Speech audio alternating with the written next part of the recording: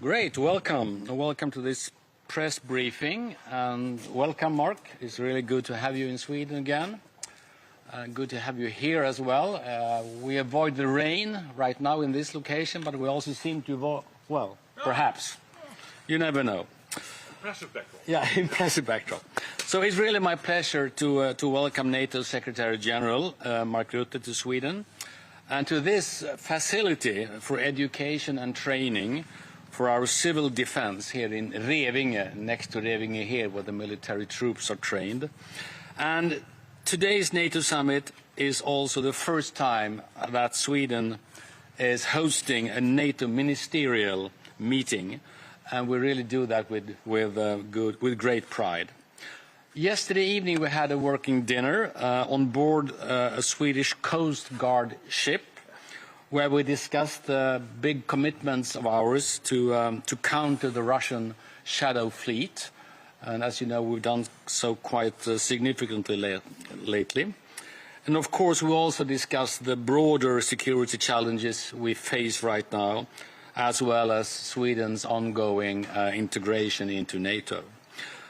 My main message, and I do think you will agree when I say this to the Secretary General, is that Sweden, we take our responsibilities as a NATO ally very seriously, with a strong sense of urgency and solidarity. We are carrying out our largest increase in defense spending since the end of the Cold War.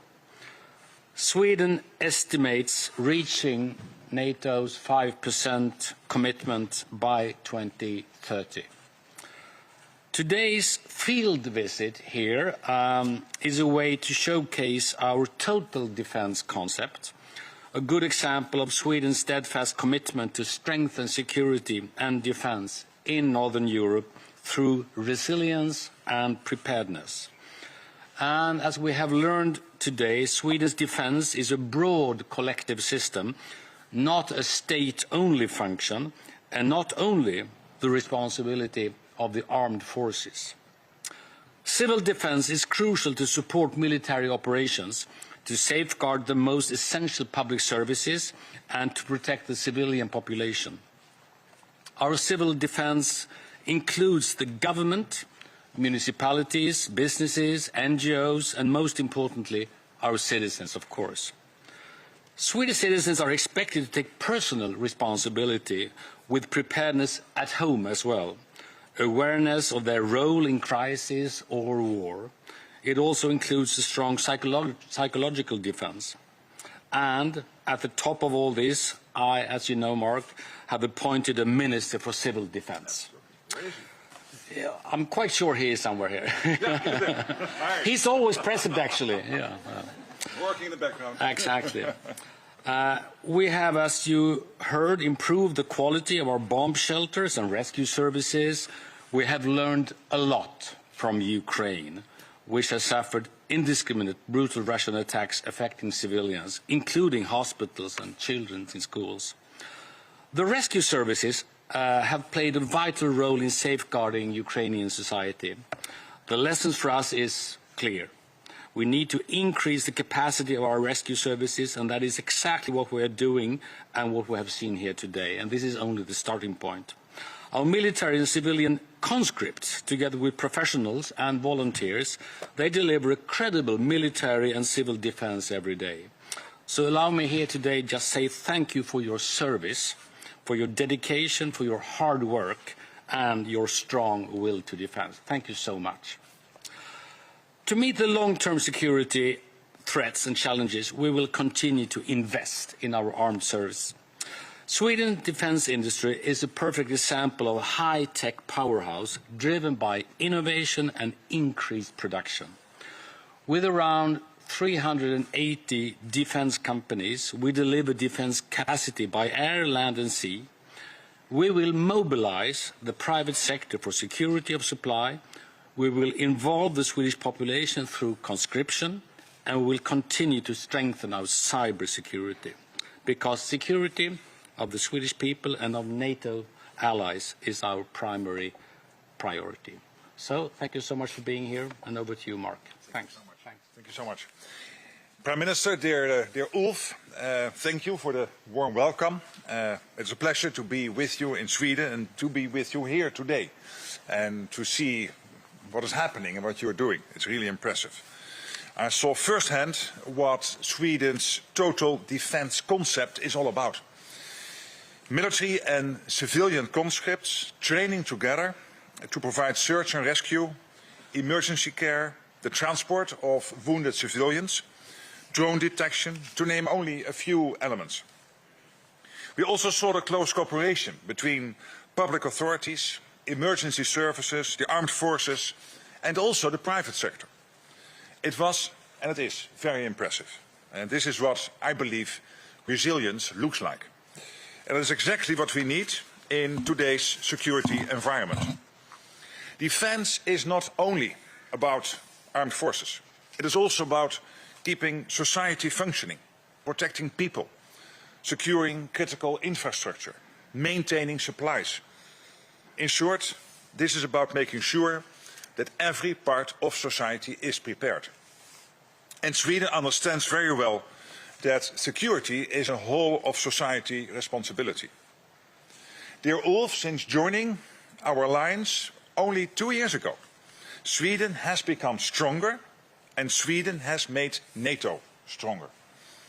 With advanced military capabilities, a strong defense industry, world-class defense technology, and, as we have seen today, deep experience with resilience and total defense.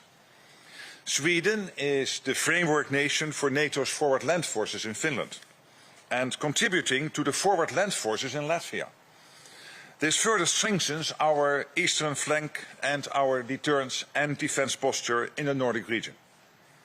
Sweden's defense industry is a high-tech powerhouse, and I welcome your plans to move quickly to increase defense spending to 3.5% of GDP by 2030.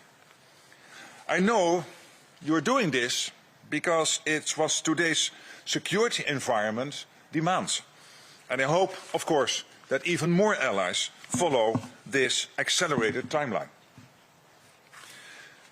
When it comes to the threats to our society, we know there are many. I commend Sweden for the steps you are taking against Russia's shadow fleet. It was very impressive last night to hear the stories. Vessels that help Russia evade, the shadow fleet, these are vessels that help Russia evade sanctions and finance its war of aggression against Ukraine. That matters for Sweden, it matters for the Baltic Sea region, and it matters for the security of all allies. That is exactly what NATO is for, the security of all allies. And let there be no mistake, our ability and our resolve to defend every ally are absolute. Were anyone to be so foolish as to attack, the response would be devastating. Turning to Ukraine, since the start of Russia's full-scale invasion, Sweden has been a staunch supporter of Ukraine. Your military assistance includes tanks, combat vehicles, air defense, advanced weapon systems, ammunition training, and airborne surveillance and control aircraft. You are supporting Ukraine's defense industry, including through the production of long-range drones and missiles, and you are providing direct investment in Ukraine's defense industrial base. I want to thank you. I want to thank Sweden for its contributions to Ukraine, also to Pearl, the prioritized Ukraine requirement list, ensuring rapid delivery of crucial US equipment and munitions to Ukraine. More support is coming through Pearl, and I encourage all allies to keep contributing to this vital initiative. Because supporting Ukraine is not charity. It is an investment in our shared security. Later today and tomorrow, NATO foreign ministers will meet in Helsingborg. And indeed, this is the first NATO foreign ministers meeting hosted by Sweden. There we will prepare the ground for the Ankara summit, including on defense investment, industrial production, capabilities, and continued support for Ukraine. In Ankara, we must show that we are making real progress, that we are delivering, That means producing more, strengthening our supply chains and stockpiles, producing faster, and ensuring that our militaries have what they need to deter and defend. And I know I can count on Sweden to continue leading by example and delivering on its commitments. Prime Minister, dear Ulf, thank you for the excellent hospitality and for Sweden's steadfast contributions to NATO. Thank you so much. Thank you so much. Thank you. Please. With that, we'll go over to some questions in group. We can start with TT, second from the left here. So my name is Cornelia Michelsen, and I represent Sweden's national news agency, TT. You have previously referred to a no-surprise agreement with President Trump, but given the recent developments, when we have seen what some would describe as surprises when it comes to U.S. withdrawals, or at least as very sudden, how successful do you think that that agreement has been, or how can you guarantee that this will not continue? And secondly, we have also seen some open conflicts between allies. So what do you hope that Mark Rubio, what key message do you hope that he will give during the meeting in Helsingborg? Well, to start with the second part of your question, when it comes to allies sometimes having debates, we are democracies. We love to debate. But in the end, we always come together, the 32 of us. And you have seen this all over the history of NATO, 77 years almost. Always debates, always discussions, but in the end, we come together. That's the big difference with Russia or China, where one person decides what everybody should think. By the way, they think different things, but he thinks, the leader, that everybody agrees. We know it's not true. We need to debate. That makes us stronger.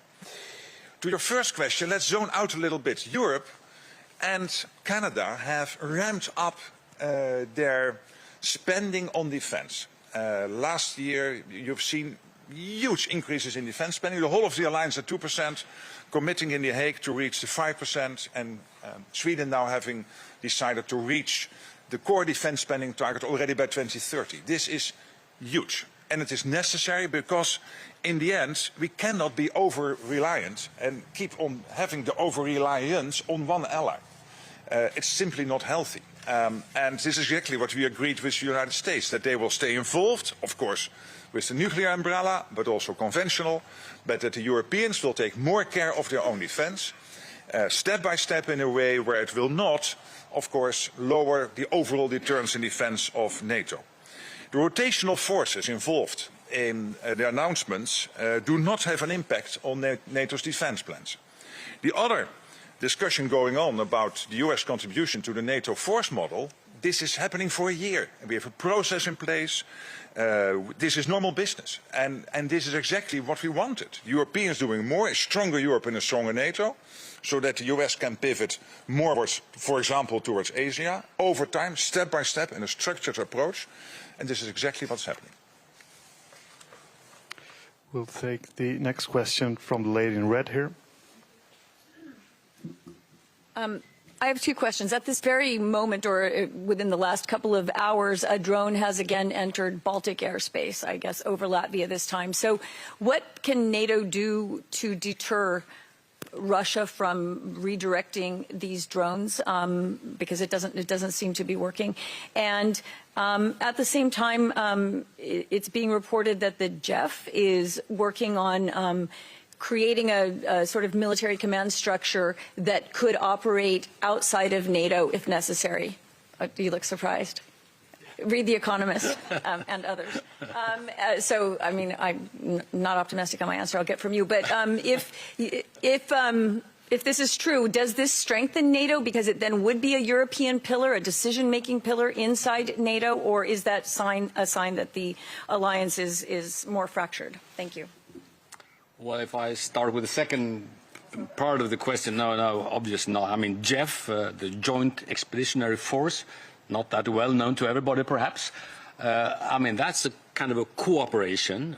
Nowadays, within NATO, we were part of JEF also before we became full members of NATO, so it's certainly not an alternative. It's a kind of a way of being having rapid responses, obviously useful when we had the Baltic sentry after all these sudden and very strange damages on underwater cables, for example. So absolutely important, and perhaps increasingly important given the fact that we are so close to Russia, but obviously not as an alternative, but as part of NATO.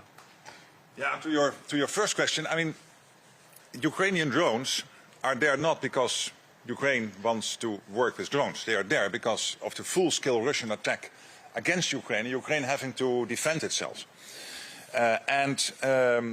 NATO is always prepared for every eventuality. And what happened over the last couple of days again is what we trained and prepared for. And this is a calm, decisive and proportionate response to any threat. And that's exactly what happened through the Baltic air policing mission from Lithuania, when it comes to Latvia, when it comes to Lithuania. This is what people can be assured of. NATO is always there to defend every inch of NATO territory. How do you stop it?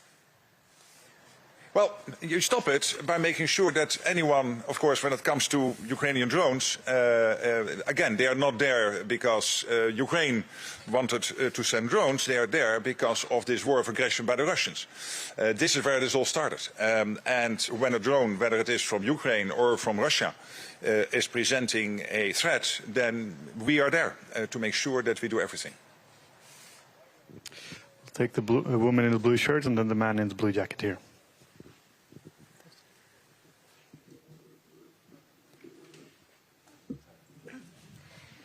A quick follow-up on the drones. I saw the Polish defense minister today said that Ukraine must be more precise in using drones after we've seen this string of incidents. A comment to that. And then also for the Secretary General, Russia on Thursday delivered nuclear munitions to field facilities in Belarus, and we are seeing exercises there. How does NATO assess this? But when it comes to exercises, they happen all over the place. Of course, we monitor them closely. Well, it's my firm belief that the Ukrainians are they certainly don't want their drones to end up on friendly territory for obvious reasons. Sometimes it's a matter of jamming, sometimes it's a matter of other disturbances, and obviously they do not want them to happen because it could create damage, it could create fear, of course. But I think you should also realize that there is Russian willingness to give the impression that other countries are kind of doing things that are not legitimate, and that's why we should really not be open for the Russian narrative on this, but instead, of course, help the Ukrainians as much as we can to help them direct their attacks in the right directions, of course. There was this ridiculous claim by the Russians that Latvia was somehow supporting this. Totally ridiculous, and the Russians know this. Alex Maxia from The Times. A question for both the General Secretary and Prime Minister. Mark Rutte, you mentioned asking countries to spend the 0.25% of their GDP for Ukraine. Now that it's going well on the battlefield there, do you think that this can help rebuild support for Ukraine and help Kyiv win the war? And also an additional question, more specifically, what should these additional resources, if you get it, if the countries agree, what would they be used for? They are not additional. Basically what we need is about this amount of spending by allies when it comes to the support for Ukraine. The problem is that it is not evenly distributed now within NATO. So there is a limited amount of countries, including Sweden, which is really punching above its weight when it comes to the support for Ukraine, and other countries like Canada and Germany, the Netherlands and Denmark and Norway, and also a couple of others. But there are also many not spending enough when it comes to the support for Ukraine. This is why I made a proposal. The proposal will not get unanimity, so it will not work. But it has at least started a debate between allies that if we all are saying that Ukraine has to make sure that it stays in the fight as strong as possible and to bring this fight to a peace, then of course we all have to chip in an equal manner. And that debate is now at least heavily taking place in NATO, and that's very good. Okay, next. Sweden is the third largest donor of military support in absolute terms, and that we are proud to be that. So no buts, but it would be far better if more countries competed with our size of support for obvious reasons and in the long term. Now we have the 90 billion euros loan on place. That's great, but that is not a way to exclude or a way to decrease the national supports, because this is a war that will go on as long as the Russians don't comply to decent conditions for peace, and that's why we need to be long-term and firm in our support. So I really would like more countries that speak so extremely well about Ukraine to also put the money where the mouth is. Okay. Well, we are doing joint efforts all the time, I would say. Swedish Step by radio. step. Swedish radio over there, then SVT. Yes, a question for Mark Rutte. You keep saying that the defense industry in Europe needs to ramp up. They need to step up, deliver more.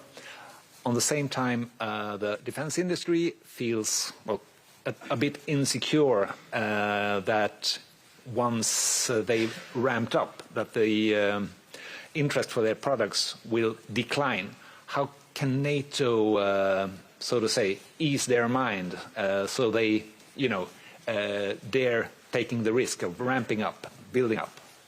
These are commercial companies. I worked in a commercial company for 10 years, not in the defense industry, but in a commercial company. Commercial companies are there to make sure that when there are business opportunities, you grasp them.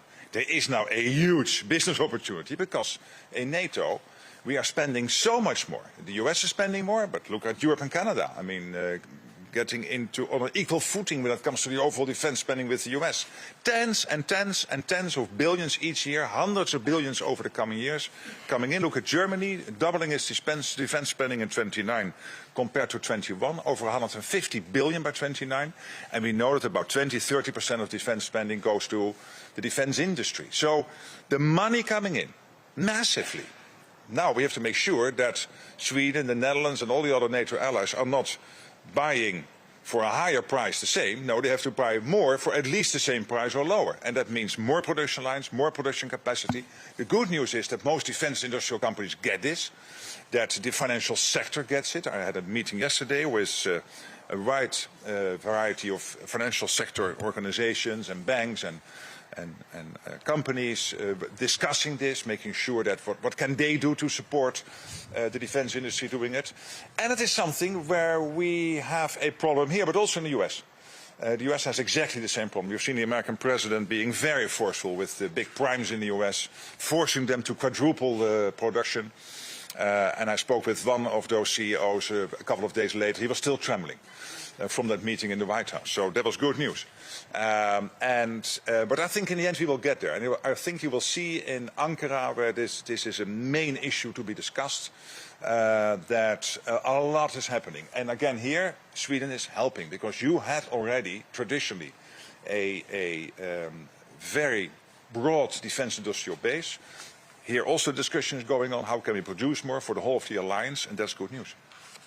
So in your opinion, it's not a risk for the defense industry, it's more of an opportunity? It's a huge opportunity, and because the money is there, and we know that the money has to be spent. And we can, of course, we need the men and women in uniform, first of all, but we also, we need for them to have the gear necessary to fight the war. And therefore, you need the defense industrial output. But let's also recognize the fact that these are complicated markets for obvious reasons. They're extremely long-term. They are built on political decisions. But I think that for very unfortunate reasons, nowadays, these companies, they are actually convinced that we are here for the long term. And also it requires some kind of public support as well. We have in a quite rapid manner gone from a situation where these companies quite often were kind of mistaken for something unsustainable, almost something you shouldn't do at all, until today, where I saw one of these small Swedish companies, they had defending democracy as the payoff to their company name. So I think there is there is something changing right now for unfortunate reasons, but still, that's a good sign. Now a short final question from SVT.